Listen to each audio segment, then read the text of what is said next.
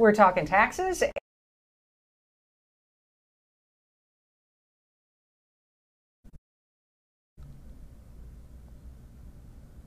We're talking taxes and Texas politics next on Capital Coffee Talk. Get some Java. Join us. They need to be held accountable.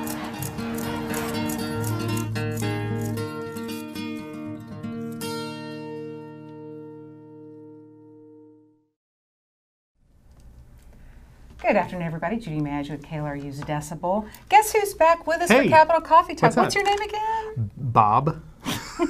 Ben Philpott with How are you? KUT. You were up in D.C. I was up in D.C. last week. with the big NPR folks. Yeah, NPR had a group of State House reporters in, not for indoctrination, I know what you're thinking, but just for training. You know, the idea Yeah. of best ways to, go after data, best ways to report on things on reports you can get from agencies. And we talked a little bit about, what kind of how to cover the 2018 elections without just focusing on the horse race. Actually covering Go to real topics. issues. Go to real issues that are being brought about in the race, and make sure that the people who are, the public is being involved in this And stuff. that's what public broadcasting does. That's right. We But it was cover a real good issues. time. It was lots of fun. Good. Well, we're glad to have you back. And It was in the 80s. That's pretty much my takeaway. It was in the 80s. Not here. So we're going to be talking about your favorite topic to gripe about, taxes, your property taxes, and some real insight from two people on the front lines who know this stuff. But first, Not we're going us. Not us. We pay property taxes, we do. but we're going to talk about state politics. Just to get kind of a wrap up with Ben, because we haven't discussed politics with Ben for a couple weeks now. Yeah. So basically, the big story is we keep, speaking of horse races, we keep watching the Ted Cruz Beto O'Rourke race. What is the latest on that? And do the Democrats really have a shot at a statewide office? I mean, this is their Statewide shot. elected office. Yeah, I mean, this is their Yeah. shot. This is the closest race that we're going to have since maybe. I'm curious to see what you choose for that. I was going to go with Likeness. John. I was going to say John Sharp and John Sharp, when he was running for lieutenant governor. and David Dewhurst. David Dewhurst, yeah. That's a good one. That was probably the closest race. That was 2002. That was a real close race. John Sharp is someone who Republicans could still vote for back in 2002, and a good number did, but David Dewhurst was able to win that race. It's going to be a close race.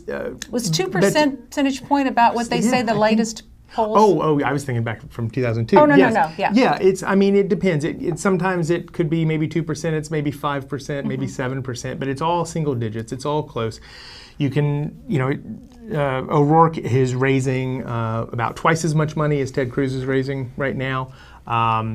And I think, you want a little outlier, a little indicator, anecdotal indicator as to why this is a close race. Senator Ted Cruz went on Jimmy Kimmel and put on basketball shorts and played a basketball game. Yeah. If this is And he won. And if this is a 10, 15-point race, I would be shocked to see Ted Cruz on Jimmy Kimmel. Well, you don't see Lupe Valdez and Governor Abbott in any of these high-profile things because that's a huge gap. Yes, that could end up being, well, I'm We not can't- going to predict. We can't But predict current elections anymore polls because say that everybody it's- got it wrong. Yeah, in 2016. current polls say it's a big gap, Okay. and if you look at a lot of other things like money and the ability to put ads up Right. on air and all that, then it's going to be an even wider gap. Okay, so we want to talk about taxes today because you may not know it, but right now is the time that your local governments and taxing entities are setting the rate, the tax rate.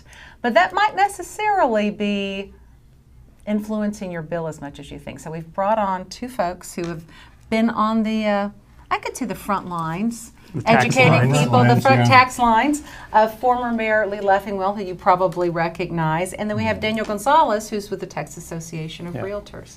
Thanks so much for being here. Thank you. This is the topic we love to hate because we get sticker shock when we open up our bill every year and go, oh, I have to pay this much in taxes?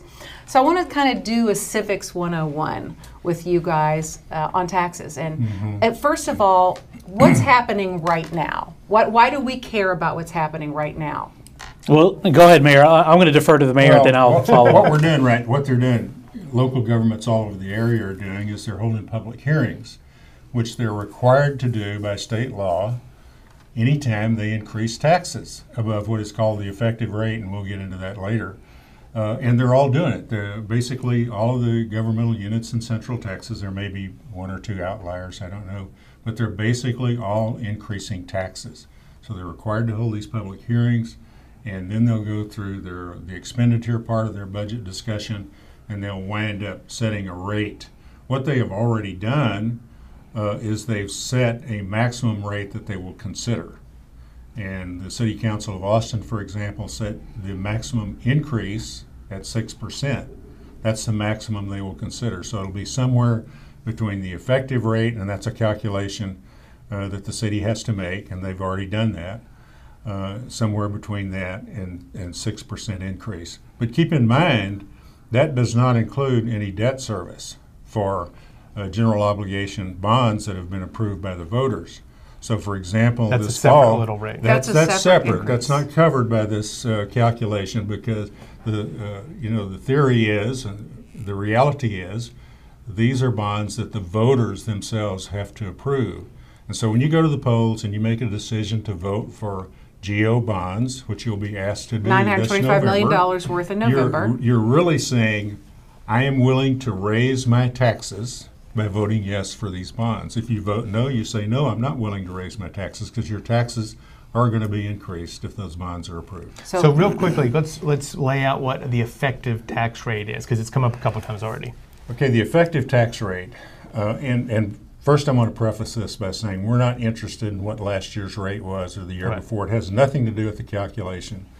So you make a list of all the property that was all the real property that was on your rolls last year, and you calculate how much revenue was derived last year from all those properties, and then the appraisal district will come back and say, well, now all of those properties, the ones that were on last year, are now have increased in value, so that the rate will be different. So what the city has to do is they have to take on the same property, calculate a rate that would produce the same revenue as the same property did last year. And if the property values are going up, then you would assume that the rate would go down for the same amount of money. Well, as a matter of fact, a little bit stronger than that. Okay. If the property values go up, the effective rate has to go down Okay. to there's bring no in the assumption. same It has amount to of money. come down. So that's what they're saying.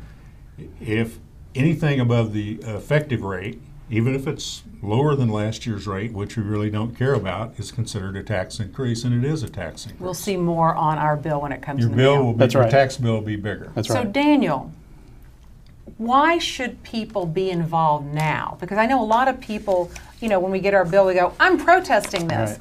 But I think that what you guys want to tell us is that now is the time to make our voice heard. It is. So right now, as you said earlier, now is the time the local entities are having these budget talks, if you want to call them that, where they are setting the rate, as the mayor had mentioned. So, like I have said, all throughout the last year and this year, if you are someone who doesn't like paying more in property taxes, and you are talking to the legislature, but you're not talking to your elected officials, you're doing it all wrong. The legislature has nothing to do with setting property taxes, because it's a local property tax. There's no state property tax. And neither does the appraisal district. That's exactly right. The appraisal district only sets value. That's it. They do not set a tax rate. You talked about a tax bill. We've heard story after story of people who will receive their valuation notice in April or May. People will see it, and because state law requires an estimated tax bill to be on there, we've heard story after story where people will see that value notice and they'll write a check to the appraisal district and they'll send it in. It just creates a lot of confusion because people see that and they think it's their bill, but their tax bill actually won't be mailed out until October, November, going into December. So there's just a lot of confusion out there. Because they're not sending it until now, until August. That's exactly or right. So people September. always get confused. Well, my value increased, therefore my taxes increased. No, that's not how it has to be. It actually can be the opposite of that. There's two, in our opinion, from the Texas Association of Realtors, we represent 121,000 members all across the state. We represent every property owner in the state as well. And what we are seeing is value increases are good because it helps you with your long-term financial picture. What you don't like about it is, as these tax rates aren't reduced enough as those values increase, you're going to be paying more in taxes every single year. And that's exactly what we have seen over the last 5 or 10 years, whatever it is. So again, going back to what I said earlier, if you're not talking to your local officials about tax rates, you're doing it all wrong, because those are the folks who actually set it. People who are in the seats like the mayor when he was there here in Austin, they had the vote on what the tax rate was going to be, and they ultimately, the local officials, are the ones who ultimately have the final say on what you're going to pay this year. So do you listen when people come to the city council and say, don't raise my tax rate? Absolutely, and there are always a few people, but unfortunately there are not enough people who realize that what we're about to do is raise their taxes and come down and protest it. Most of the people who come down for public hearings during the tax hearing time period come down to talk about expenditures. Very few people come down and talk about, hey, my taxes are too high and I want you to lower them. But there are always a few. And to illustrate that point, Mayor, if you look just in the past couple years or even this year, the number of people who protested their value with the Travis Central Appraisal District, tens of thousands of people.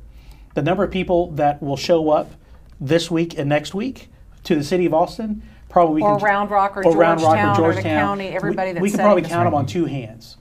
And if every single one of those people that protested their value won, that wouldn't stop the city from then raising the, I mean, because That's that would correct. then change the effective rate, which... That's exactly then correct, okay. Ben. So there's a lot of emphasis on the appraisal side of the equation, but there's really not any emphasis on the tax rate side. And I think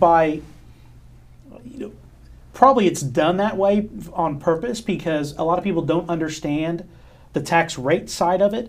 Plus, you have to remember, on the appraisal side, you go to one entity. You go to the appraisal district and you protest your value. But when you want to protest your tax rate, you have to go to the city of Austin, Travis County, School ACC, district.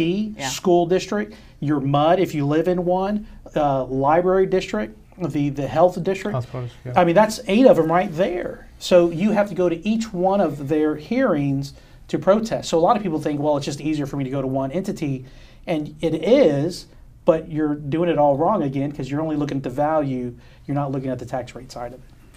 If we had a statewide income tax, would that make a difference? Because I look at my tax bill, and the biggest chunk of it, like 65%, I'd say, is AISD, is a school district. And I know Mayor Adler has said, well, if you guys want a lower tax bill, you need to worry about the state, because the state's the one that can't solve school finance, and that's impacting your property tax rate at the school district. So what does that mean? I'd love for your take on that, because Before you answer, Mayor, let's just make sure that everyone is clear that it was Judy Maggio who said the income tax word, not Daniel Gonzalez. I know that or it's Mayor a dirty Leffingwell. word, but Texas is one of only 7 states in Yeah. the country that does not have an income tax. And I know it'll never, ever happen here, but it does impact. Well, it would take a constitutional amendment. It would. Yeah. Yeah. I mean, probably not going to happen in my lifetime. But this is kind of a distraction. It's true that the bulk of your property tax goes to the school district, but there are other entities that take a significant part. The city takes about 20%, county a little bit less than 20%, and it all adds up. So saying that the school district tax is the bulk of it is really not answering the question. The question is, what are you, city? What are you going to do, county, this year about my taxes? And frankly, I think a lot of it has to do with misdirection. When it's advertised on the media or by public officials or elsewhere, that We don't do advertisements. when you read in the newspaper or hear on television or hear in this venue that our city tax rate is actually going down this year, then you're kind of relieved and say, whoa, I don't have anything to worry about. What they don't tell you, yeah, it's going down, but your tax bill is going up. Your taxes are going to increase Because of your property because values. the tax rate is only part of the equation. Okay. The other part is the assessed value. But people will say the tax rate's coming down when they were comparing it to last year. But as we said earlier, that last year's tax rate is meaningless. Because the value of your home is going It's up. exactly right. So if you look at the effective tax rate that has to be calculated plus you compare it to what the proposed tax rate is, that is an increase in the tax rate. So make no mistake, local officials know exactly what they're doing by either reading the talking points that staff has given them, or they're deliberately misleading people because they're not comparing it to the effective tax rate.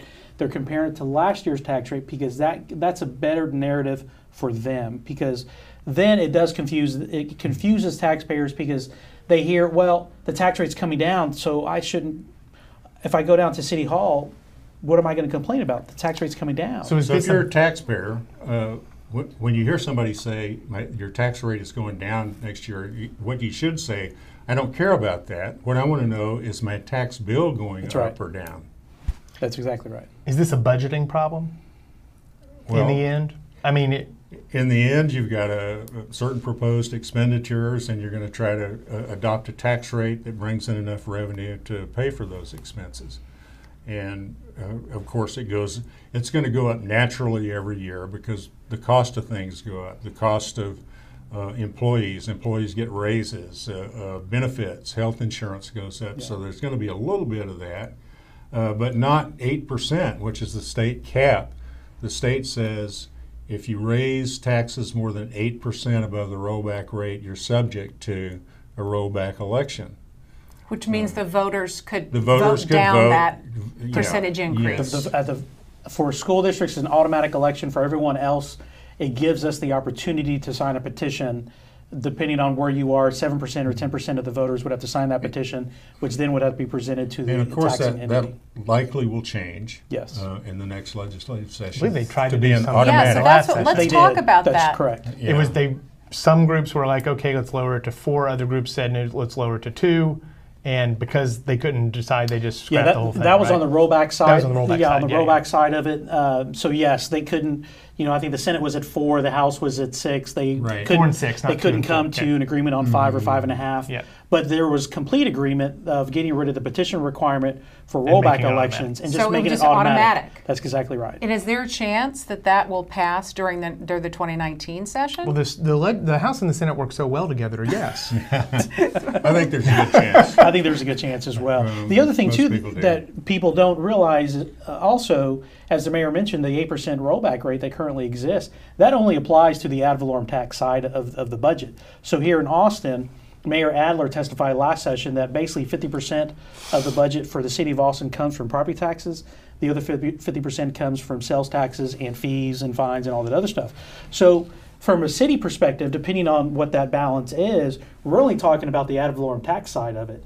We haven't even discussed the sales tax side of it. We haven't even discussed the new value, the new property that's added to the roll, that's free and clear money in that first year that doesn't get included in all these calculations. So we're not just talking. It doesn't go back into the effective rate. And that's a great point. Does not. Because after you've done all this calculation about what the effective rate is going to be, then you've got to go back and add to the revenue side. This is a sort of icing on the cake. Doesn't cost them anything. All the new property, and in the case of the city of Austin, that's probably around $15-16 million in extra property tax revenue from new property that wasn't on the rolls and last Lord year. knows there's lots of new property in Austin, Texas. So you add that revenue in to get what your total property tax revenue is. When you get down to what your tax bill, if you're a taxpayer, again, you've got there's that part of it, the city operations part, but the other part is debt service on the bonds that voters have authorized. And that can be very significant, as we talked about. How much on this $925 million bond package? Did we give an actual amount of what it's going to be for? Well, I think the city is saying that'll raise your rate about 2 cents, somewhere in that. Well, that 2 cents is going to translate in percentage terms to about 4 or 5%.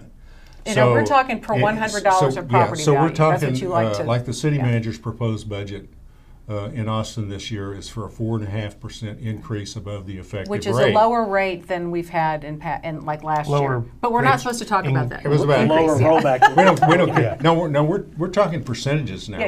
Okay. We're just talking at 5.5% above the effective rate for last year.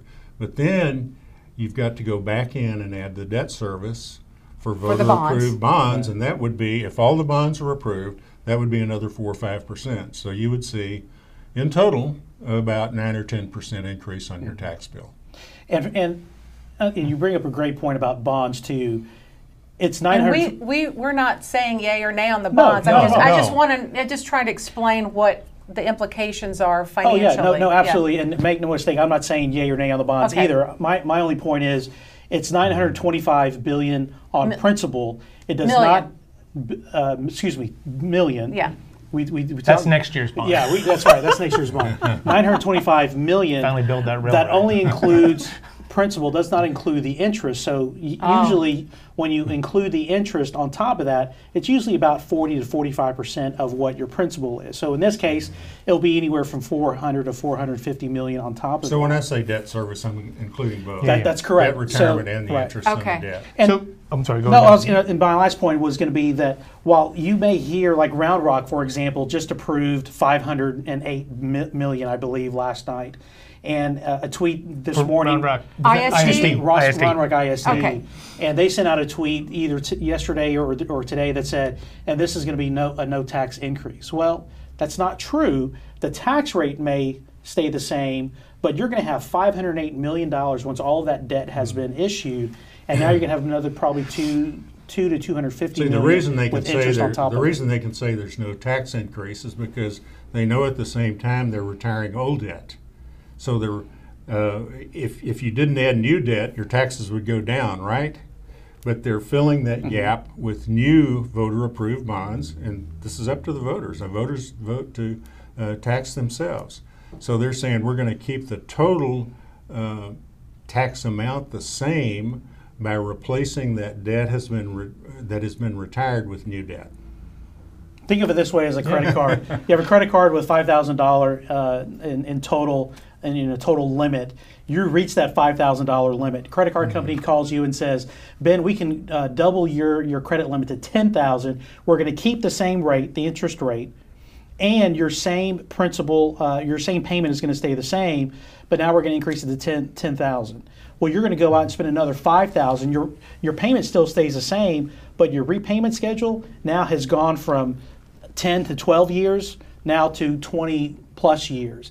That's what people don't understand on the bond side of it is, whether you prove it or not, it doesn't matter, but at least have a better understanding of what you're voting for or against, because it's not free money is what is the point. How do you think the fact that all the different political entities point the finger at the other to blame, the city people say, that's a good point. the city points at the Yeah. state points at the school districts, I don't know who they point to, but Well, so how does that play what I into thought you were going to say, you kind of threw me off. Oh, a was little it? bit. What I thought you were going to say is people get in the mail a tax bill that includes taxes from these 5 different entities here in Austin.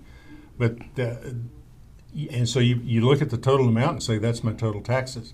Some places they send out separate tax bills. The city right. would send out a tax Really? bill, the county would send out a tax bill, and then of course that's a lot more trouble, a lot more paperwork, a lot more trees chopped down and all that kind of stuff. But at least people would have a better and more clear understanding of who they're paying Who they're taxes paying to. the money to. I guess my point was that it seems like whenever different groups try to get people engaged in the tax argument, in an argument to lower taxes in some way, that they end up pointing the people in an opposite direction. The city will say that It's school finance. the city will say the state has stopped giving us money for roads, so we're increasing our revenue here to build our own roads because the state won't build them. The school district will say the state isn't doing this. The state will say the cities are destroying you with debt because of all these bonds they're paying. So how does the fact That's why that we have a vote. People can evaluate those two arguments and say, okay, it's worth it to me to have better roads, and so I'm going to vote to increase my taxes to build these roads. So let but me does ask. that make it harder for someone to figure out who they should be Yes. talking to? Yes, Yeah. their answer is yes, Okay. because you have everyone doing this, and it's a lot of misdirection, and ultimately you just get confused. What I think taxpayers just confused on Yeah, and who the- should I complain to? Right. I know it may seem to like it to people sometimes, but the state is not another planet. I mean, we're in the state, and if the state increases your tax, you're at the bottom of the barrel here. You're paying taxes to both entities. So you could make a good argument and say, what difference does it make? I'm still paying out the same money, but in some cases it's going to the state, in some cases it's going to the county or whatever. And Mayor, that's a great point too. And Judy, your question earlier when you mentioned the income tax, you mentioned the income tax. I wasn't. I'm not saying I'm a proponent. You were endorsing I it, am right? not saying I'm a proponent of a statewide income tax. I just said that Texas is one of the few states that doesn't have one. And Yeah. how does that fit into this Tax picture? There are about KLRU seven. You said 7 states. Yeah, I think the 7 I states. think that's. Yeah. You could reel them off. You know, Washington State, Tennessee, Florida. Florida, New Hampshire, till you get up to 7. But and apparently people in Texas want to stay that way. Well, and to the mayor's point too is we're all the same taxpayer. So when you ask that question, you asked it in a way, is it going to be beneficial? But you have to remember, it's still a tax. We're still going to pay a tax. So some would argue right now we do have an income tax in Texas. We just choose to call it a property tax because it makes us feel better. If you can afford a bigger house, you pay a bigger tax. That's exactly right. So it's all the same revenue. So the revenue has to be there. It's just a matter of which pocket we're going to take. So you can go to any new tax structure you want, whether it be a sales tax model, an increase in the sales tax model, or go to an income tax model. All you're doing is taking it from one pocket and just saying, well, so instead of taking it from the left pocket, I'm going to take it from your back right pocket. It's the same pocket. So again, to what you said, Ben, about all this misdirection, there's a lot of people who like to say, well, the local taxpayers pay this and the state taxpayers pay this. We're all the same. There's no difference between a local and a state taxpayer. We're all taxpayers, We're period. both. So we've learned so much about the tax system and where the money goes, how these decisions are made. It's difficult for the average Joe to go to visit all these government entities and say, I want you to lower my taxes as you set the tax rate. So what should people do? I mean, so we know this stuff now. We're trying to educate people about how these decisions are made. What can they realistically do to make their voice heard? You know, what I try to tell people is forget about the tax rates. I know I'm being repetitive, but focus on ask your leaders, ask the politicians, ask the staff members, how much is this going to increase my taxes? Okay. I'm not here. If you want to increase the rate or decrease the rate, What's the or bottom keep it the line? same. What's the bottom line? Correct. Concentrate on the bottom line, because if you try to work your way through, you probably looked at the tax statement that Daniel mentioned comes out in April. Try to read that thing and make sense out of it. It's a complex document for Yeah, the appraisal for the numbers, average yeah. person like me. It's hard to make sense out of it. But if you focus on what the amount of tax dollars you're going to have to pay as a result of all these decisions that are made and calculations that are made, then you'll be able to get to the bottom of the line. You make a good decision. And people need, I think, we need to be very clear, or people need to be very clear with their words. And what I mean by that is people are being told right now by elected officials that they are being promised tax relief if so-and-so did something, whether it be the local entity or even the legislature, if they did something, that you would have tax relief. Depending on how you define tax relief, some people define it as, well, we're going to define tax relief as we're going to lower or limit the increase from one year to the next, and that limiting of the increase is tax relief. Now, I don't know about you. I don't call that tax relief. What I call tax relief is I know what I paid last year, and whatever I'm going to pay this year better be less. Yeah. That's true tax relief. Limiting increases is not tax relief, and I think that's where people really need to start asking those hard questions, both at the local and the state level, because locals will say, well, we lowered the tax rate. Yeah, you did, but as the mayor said, tax rate really doesn't mean anything. What is the bottom line? Yeah. And from a state perspective, if a state elected official is telling you that we're going to have tax relief next session, okay, how are we going to do that? Because you don't even set the tax rate, Mr. Legislature or Mrs. Legislature.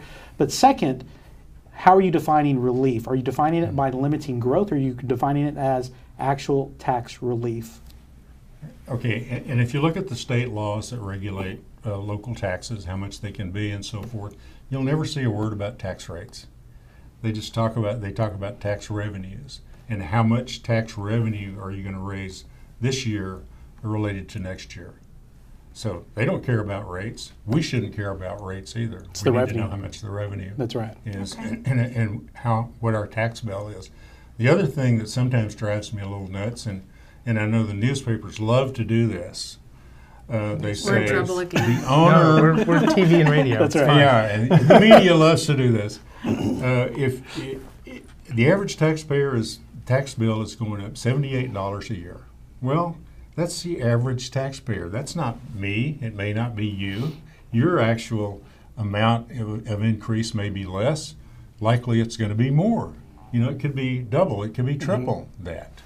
So focus. that's simplification. That's why I like to focus on the percentages. My taxes are going up 5%, 10%, 15%. Then I can say, okay, that I can do that simple calculation about how it's going to affect me.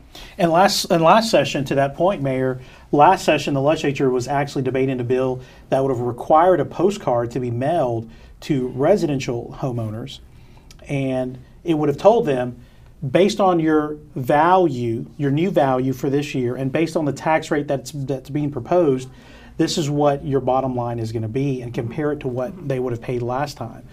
Ultimately, that bill didn't pass, but I think that's going to be back again in January when the legislature comes in. They will be talking about that again, of giving at least homeowners the option or the ability to see it in front of them, so they know exactly what the impact is going to be to them. So now they know whether or not they should call their local mayor or city council or county judge or county commissioner's court. And that would be done before these tax hearings that are occurring right now. And the reason the state is doing this is they're hearing from their constituents. They're saying our property taxes are too high. That's right. And the state is being responsive to that in the best way that they can. And what they're doing, they're not really saying local government, city or county, whatever, you cannot raise your taxes. What they're saying is if you raise them above a certain amount, what we want you to do is get approval from your voters to do that. And if you can make the case, hey, we've got to raise your taxes above the state limitation because we really need this new bridge, we really need this road, we really need to give a big pay raise to our public safety officials, we need it for those reasons, and the voters get to make that decision. Right. Or if we've got a new department, a new function that we want our government unit to take over and that they've never done before. Yeah.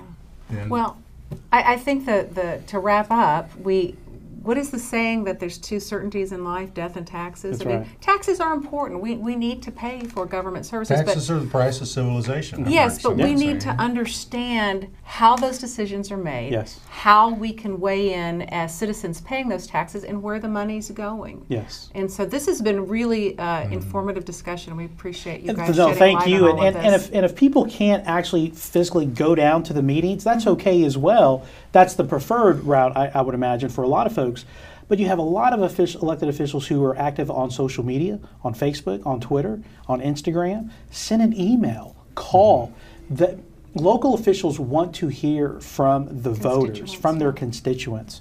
And I know it's tough. Everyone's, we're all trying to, go to the next soccer game or softball game or put food on the table. I get it. But you can take 30 seconds to send an email. You can, tweet to the mayor here in Austin, or Mayor Adler's going to love that. So if your He's gonna elected have officials get thousands of 10,000 emails saying, don't raise my taxes, you're going to get their attention.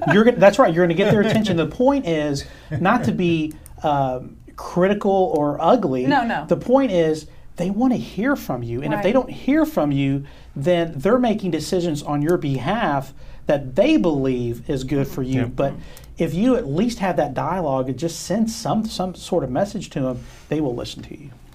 Daniel Gonzalez with the Texas Association of Realtors and Lee Leffingwell, former Austin Mayor. Thank you so much Thank for you. shedding light Thank you on very a much. It's been a lot topic of we fun. don't My like to pleasure. talk about too much, but it's an important part of our lives. That we all pay taxes. It impacts us all. Good to see you again, Yeah. Philpott. Will you be back with us next week? Sure. Okay. You're not going to go to Washington or Scotland or one of these many trips I that don't you've think been I'm taking? going to do any of that. Okay, I think all I'll right. be here for a while. School's started. Yeah. The only thing I got to do now is get kids to school. I don't have another life beyond that. That's the reality Yeah. for a lot of people That's it. watching today, I'm sure. Well, thanks so much for tuning in today to Capital Talk Coffee Talk. We're here every Tuesday at 12:30. Sure. Ben, I'm going to make sure Ben's here next week yeah. at least. We'll keep him for a Tuesday. while. We got, what, 70 some days till the election. So Yeah, we're going to start we'll be talking about talking election. about it. I mean, kind of. Not much. We still want you to show up. So, but yeah, I think, well, we did this in the primary. KUT is going to start taking, starting soliciting questions from people Right. about And the we can election. deal with some of those questions as well. Yeah, we're going to deal with those about, simple things like how do you actually vote, but also then what issues, what questions about actual issues, not politicians. Or taxes. Do you have, or taxes? People may have That's an questions issue. about taxes. That's right. And we'll You know, try I our best think to answer this that. is the last election, isn't it, where you'll be able to vote straight Straight party It line. is. line. It is. Yeah. And afterwards, it's going to be a lot of work to go to the polls and vote on 60 different things. Oh, yes. Yeah, especially during the primary. And all your local government stuff is going to be right at the bottom. Yep. Yeah. Well, we hope people stay through the entire ballot and They vote do. on They everything. need to stay through all everything. politics is local. You got it. We'll leave you with that thought. Thanks so much for watching. Make it a great day today.